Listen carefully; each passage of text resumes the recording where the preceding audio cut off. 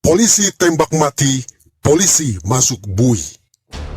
Melawan skeptisisme masif terkait penanganan kasus terbunuhnya Laskar FPI, sejatinya ada perkembangan kerja Polri yang beda.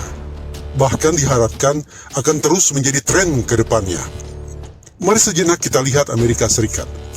Di sana setiap tahunnya ada sekitar 1.000 orang yang tewas di tangan polisi, setara dengan 2 hingga 3 orang per hari yang mati ditembak polisi. Tapi dari tahun 2005 hingga tahun 2020, hanya 121 orang petugas yang ditahan dengan sangkaan murder maupun manslaughter saat menjalankan tugas.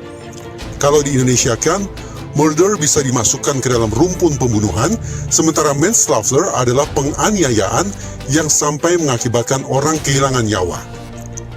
Angkanya pun semakin kecil, karena dari seratusan personil tadi, hanya 40-an saja yang dipidana. Yang dikenai pidana pembunuhan pun cuma sekitar 7 orang. Hukumannya bervariasi dari penjara 6 tahun sampai seumur hidup.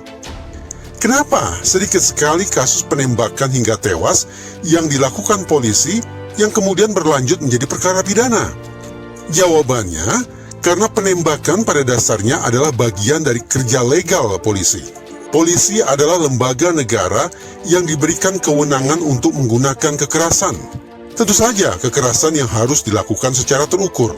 Jadi kita bayangkan, kebanyakan penembakan yang dilakukan polisi, betapapun mengakibatkan sasaran meninggal dunia, adalah penembakan yang dibenarkan. Penembakan yang terukur. Kita asumsikan penembakan itu dilakukan sebagai bentuk kerja penegakan hukum sekaligus perlindungan bagi masyarakat. Jadi memang ada perbedaan mendasar dalam penyikapan terhadap penembakan. By default, masyarakat tidak boleh menembak. Sementara pada polisi, by default, mereka boleh menembak. Lalu apalagi penjelasan tentang minimnya jumlah polisi yang dipidana akibat menembak warga dengan peluru mereka? Tidak terlepas dari fenomena Blue Curtain Code atau Blue Wall of Silence.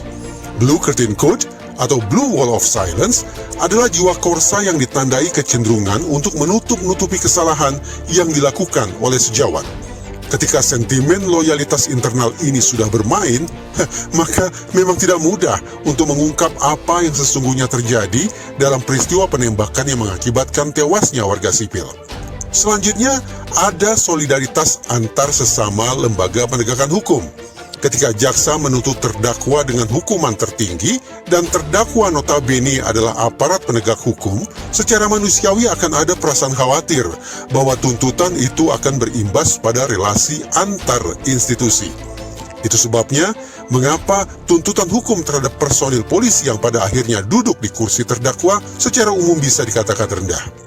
Nah, kembali ke kasus kilometer 50. Betapapun dalam catatan ilmuwan ada pagar berlapis-lapis yang bisa menghalangi kasus itu masuk ke ranah peradilan pidana, ternyata Polri justru terus bergerak memproses unlawful killing itu. Kita terus memompa keyakinan Polri menangani kasus kilometer 50 secara akuntabel dan transparan.